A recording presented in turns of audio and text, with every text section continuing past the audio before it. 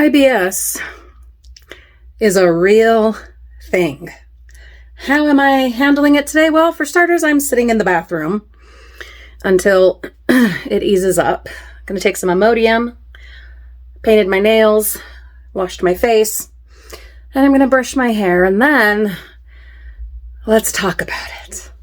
Well, hello there. Welcome or welcome back. My name is Julie, and yes, IBS, IBD, they are real things. They are chronic conditions, and I deal with those along with RA and other systemic issues. And that is why I have been not entirely MIA, but definitely had to take a step back this week.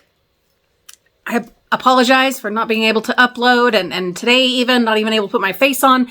But for the last several days, I've done just the priority things, the stuff that I absolutely had to get done as a wife, a mother, a homemaker. And most of the time I've spent in the bathroom. You know that on here, I just tell it how it is. And that has been my reality. I have had so much Powerade just to stay upright and to function. And all of this in the midst of starting physical therapy and now, doing that every day and going in to work with the physical therapist twice a week. It has been tricky. It has absolutely been tricky. And none of this, I would not be able to even keep going if not for my amazing in-laws who help get the kids where they need to go. And so much love and family support from my children, from my husband, and from our fabulous viewers. And I thank you. I appreciate you so much. Between this flare up, and then, the things we're already dealing with. I mean, oh my God, it's crazy. And it's winter. And I'll talk more in another journal entry about the fear that I am working through since this accident that nearly took my foot. And now as we are, moving along in the recovery process and then, the trauma of my son and, having the tumor removed and everything, I definitely need to see a therapist because I have some very serious PTSD type stuff just going outside on a cold day, a snowy day, an icy day. But I was able to overcome it. I'm not going to go too much into it because, like I said, I want to talk more about that later. But I was able to overcome it last night and drive, which was wonderful. Drive even in the snow in a snowstorm with my children to my brother's house to enjoy just a fabulous evening, a delicious dinner that they made. And we watched the Chernobyl series on HBO. Amazing. God, amazing.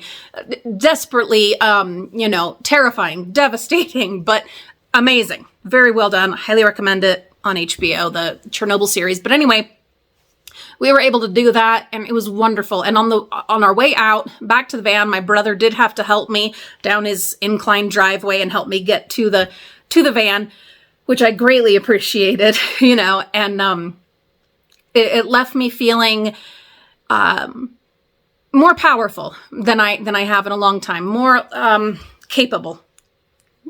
Because I have been living in so much fear, a lot of it absolutely warranted. It's terrifying to try to go and walk around on like ice and snow if one of your feet is in a boot cast with no traction. Now, luckily, I'm able to wear my regular winter boots, snow boots on both feet, and so I am still on a cane for at least another week.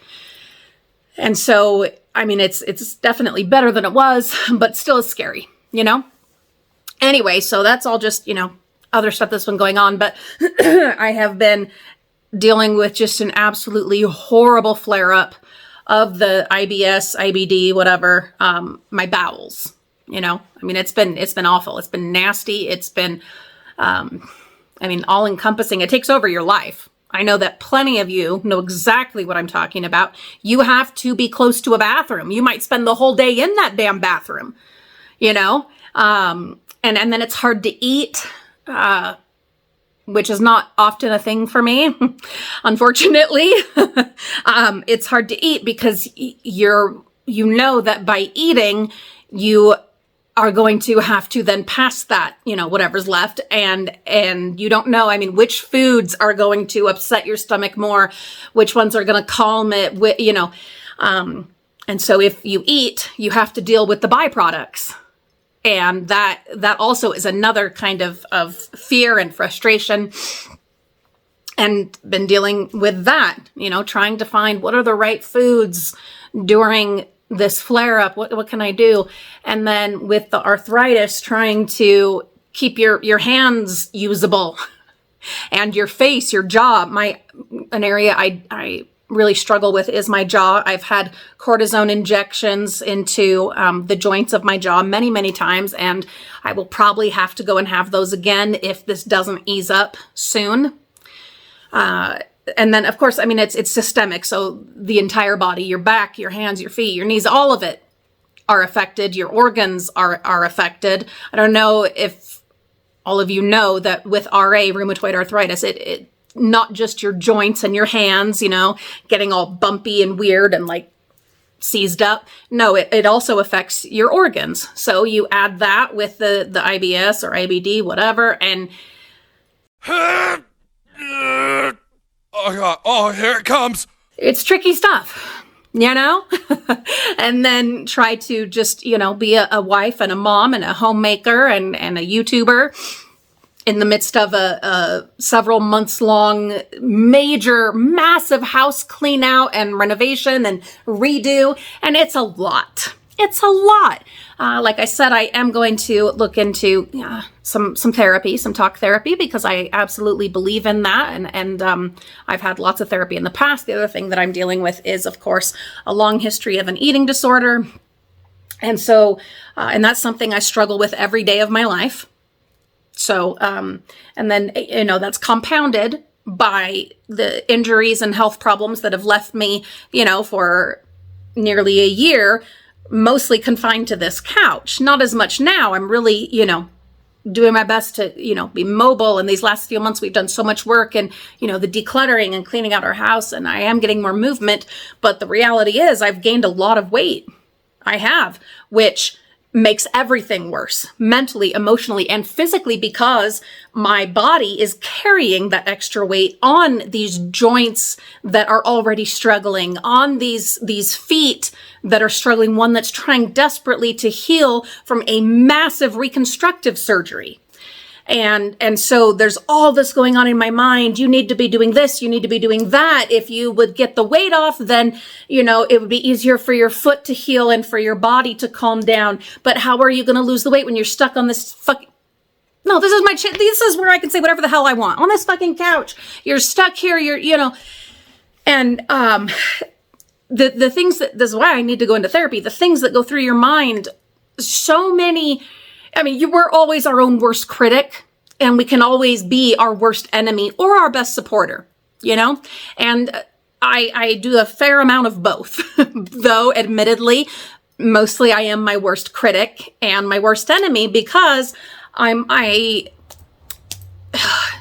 much as I espouse, you need to celebrate the small wins, every victory, you need to celebrate. And sometimes I do that, but mostly I'm looking at, but what have you not done? What have you not accomplished? And what still needs to happen? And why aren't you doing that? And, those kinds of things that I know we all deal with. And if you are living with a chronic condition, I know you know exactly what I'm talking about. And even with a fabulously supportive, amazing family that helps me, oh my God, like I said, I could not live this life without them. It would be impossible. It would just be impossible. Even with all of that support and love, God, it's still so hard. It is. It's hard, and you get to very dark places and think terrible thoughts. Some of the bleeding has come back. I've talked about this in the past. I went through how many diagnostic tests did I go through for rectal bleeding? And it's not bad right now. It's not awful, but it's there. It's there. And the pain in my guts and my back has come back. Now, is that just the IBS, the IBD? I don't know. Is it because I'm eating the wrong things? Is it because I'm stressed? Is it because I'm in pain? I don't know. Is it the weather? A lot of the pain is very similar to what I was going through before I had this last summer. I had exploratory abdominal surgery and had the last of my reproductive parts removed. I had already had a partial hysterectomy several years ago, but then this last summer, they not only explored my abdomen and removed loads of scar tissue, but also loads of endometriosis and my ovaries. They took all of that. And the hope was that that would leave it to just, IBS or IBD. We've never really confirmed which one. So I just lumped those together, but it would leave it to something manageable, knowing that I would need to take the Bentyl. It's an antispasmodic, knowing that I would need to take that during rough times and that need to be careful what I, eat, try to stick to the FODMAP, low FODMAP diet, whatever, which is hard when you have a history of an eating disorder. I will tell you, trying to track what you eat without triggering the eating disorder. Oh my God. That's tricky stuff, you guys. That's tricky stuff. But trying to figure out, what am I eating that's doing this? What am I bringing into my body that's setting this off? Or is it some other factor? I don't know. And why am I feeling some of that same horrific, debilitating pain in my guts and in my back? It radiates to my back. Why am I feeling that? And why is the blood there again? What the hell is going on? He's dead, Jim. Did they miss some of the endometriosis? But that doesn't make sense because they took my ovaries. There's nothing left. There's nothing left in there. There's no uterus. There's no ovaries. There's no tubes. There's no cervix. All of it's gone. It's all gone. Okay? So even if there were endometriosis left, which how could there be? How would it be activated? There's no hormones coming from any ovaries because those are gone. Obviously, I have to go and start the process again, which is soul destroying. Oh boy, here we go again. Yeah. I have to call, and I just haven't been able to get myself to do it because I'm just like fucking wiped. Just wiped. Making those phone calls to the specialists and setting up appointments to go back to the gastroenterologist and back to the OBGYN.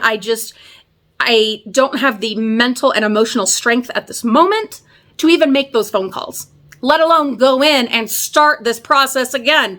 I had the upper endoscopy. And this was either my second or third colonoscopy. I've had MRI. I've had CAT scan. I've had all of it.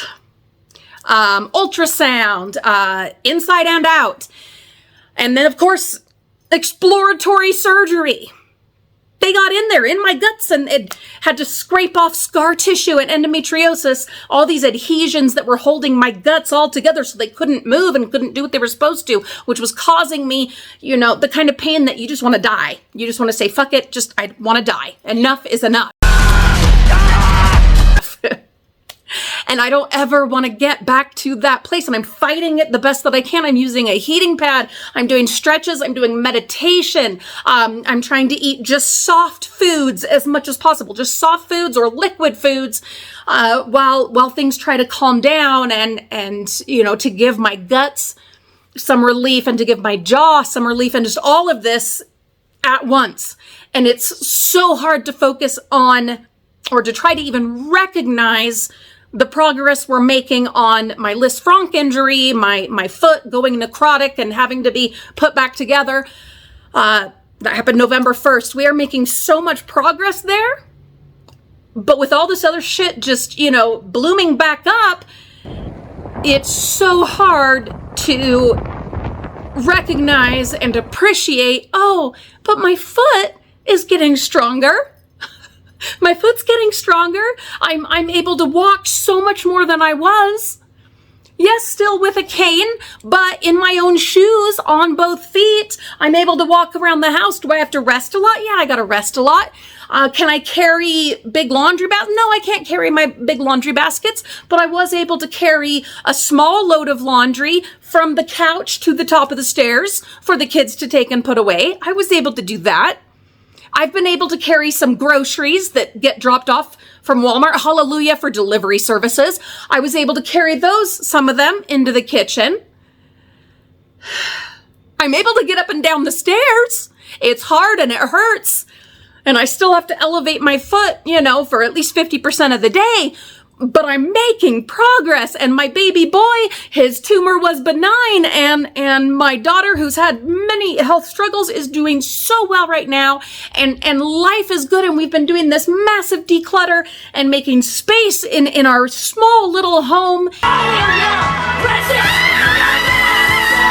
Making it more livable and more enjoyable. And so many good things. And cups of beautiful coffee. Oh my God, amazing cups of coffee. And hallelujah for Powerade and the electrolytes.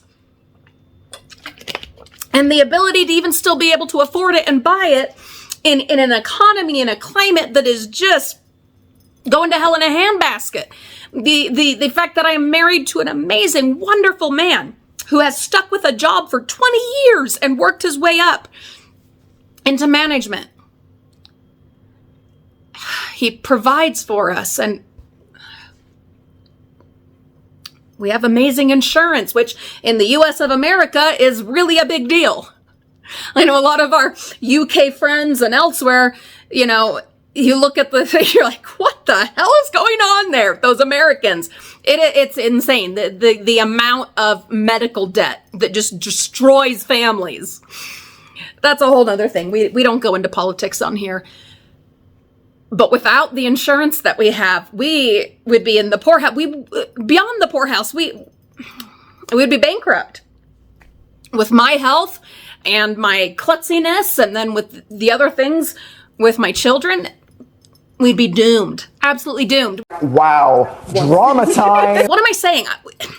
This is my journal, okay? This is my journal. If you've never watched one of my journals before, it's loose and it's crazy and it's just me thinking out loud and just venting. And oh my God, thank you for letting me vent and for providing me with this very necessary place where I don't have to put my face on if I'm not up to it. I don't have to put a smile on and dance like a bear on a ball if I don't have it in me that day. Because on our main channel, I try to only give the very best of myself. Only the positive, only the optimistic. But here, in my timeout, it is my safe place. Okay, procedure. Where I can say whatever the hell I need to. And you guys allow that. And there aren't enough words. Even from an English major, creative writing, there are not enough words to express how truly grateful I am. So thank you for that. If you are still somehow watching at this point, A, you're amazing, but B, please, in the comments, put a place to vent. Please put that in the comments if you're still watching. Look, life is hard, and I know everybody's going through their own flavor of hell. These last few years have been the most challenging. I know. Everybody is going through it. And this little place that we have here, that you guys have allowed me to create, this is a safe place.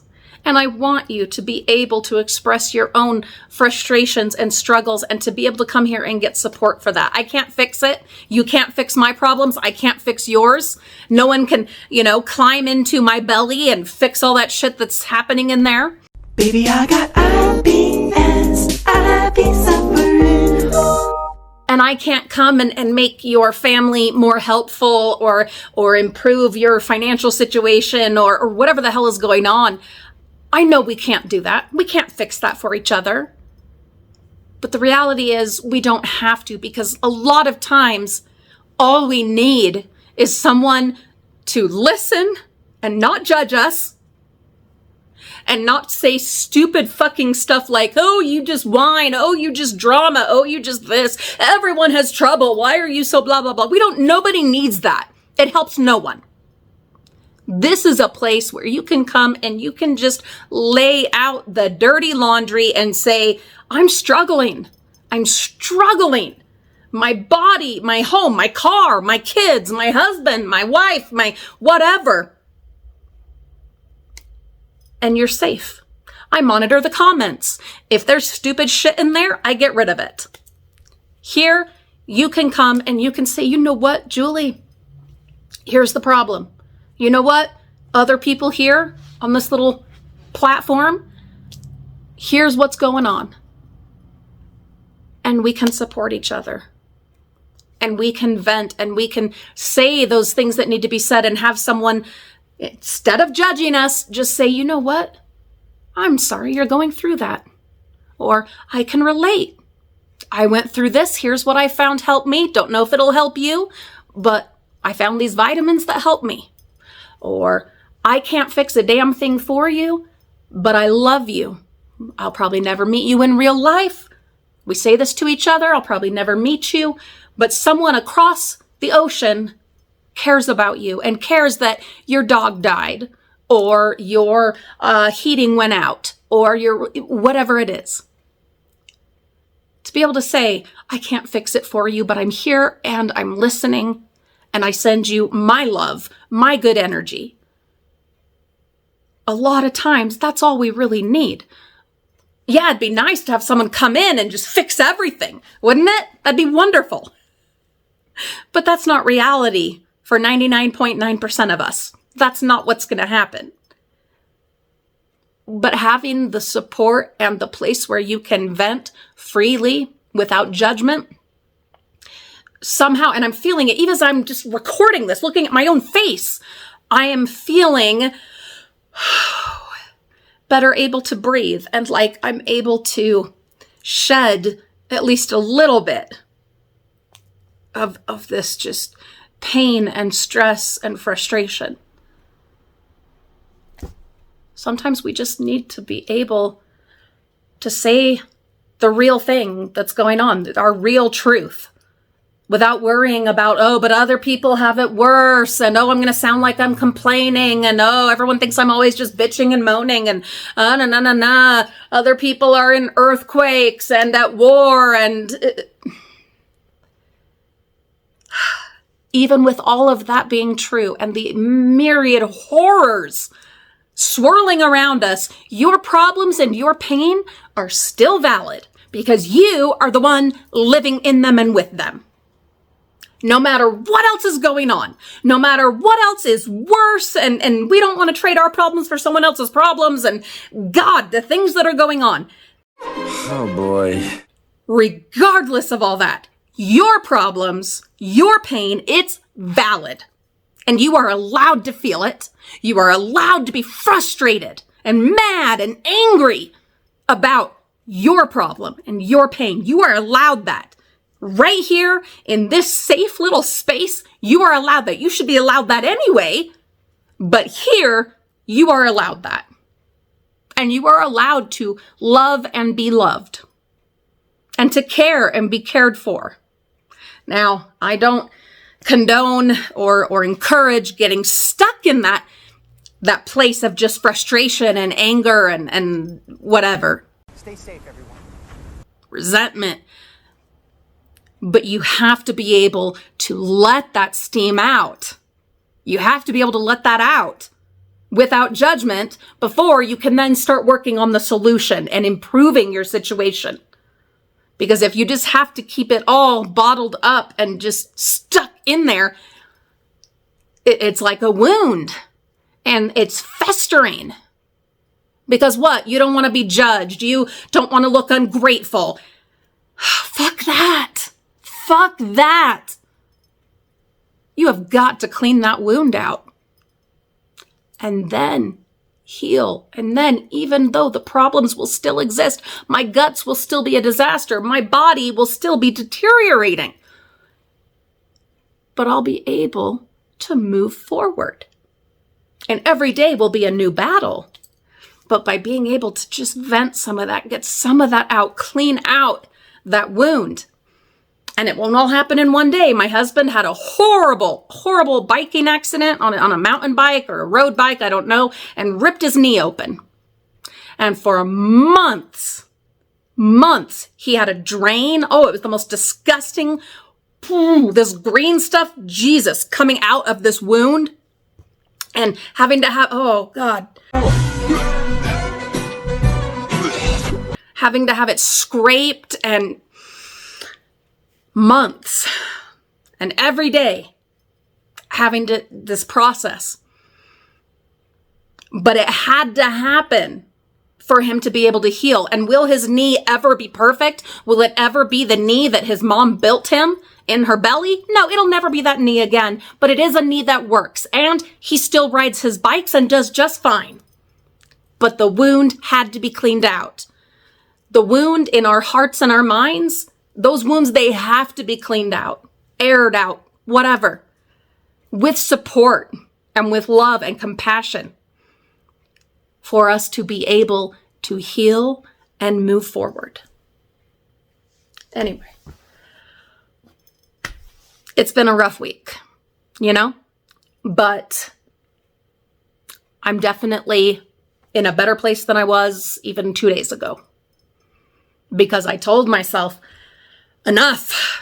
I can't keep sinking into this place, into this this vicious cycle where you stay up too late, so then you don't get enough sleep. And you stay up late and then you eat, because what do at midnight? You eat, you snack, which then causes you to you're not in your right frame of mind the next day, because you haven't had enough restorative sleep. So then your whole body that's already struggling is struggling then more, which makes your mind crazy, makes everything worse in your life. And plus you're eating at night, even though you're controlled about your weight gain, and then you're gaining more weight, which makes you more depressed, which makes you stay up late and eat. And then these destructive cycles that I know all of us have experienced.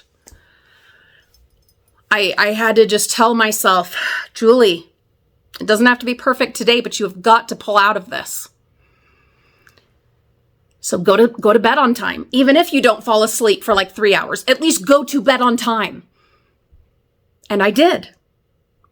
And it's starting to improve things. Sleep is the most important thing. So important.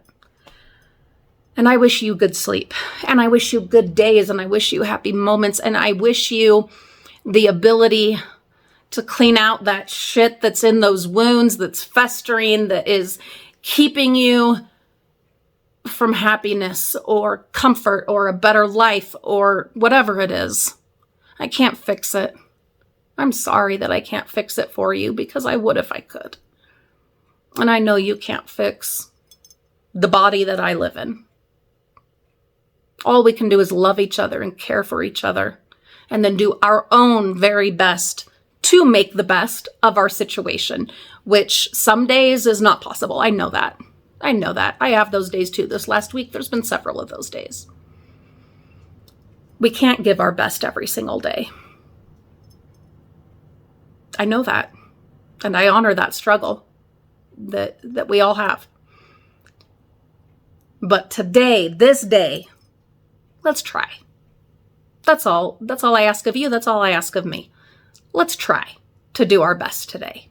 Just this one day. Don't worry about tomorrow. Tomorrow will take care of itself. But for today, with your loony frugal mama Julie, let's try to do our best today. I put earrings on. It helped. Silly little things that make a difference. Whatever it is that works for you. Put on your favorite music. Watch your favorite movie. I don't know. Pick up some flowers to brighten your home. And know that I care. Whether we ever meet in person or not. Because we probably won't. Just know I care. You are important. You are valuable. And you are valid. And this loony girl with a camera and an internet connection cares about you. This has been my journal. I've been Julie. You've been wonderful. Thank you for allowing me to do this. Have a beautiful day.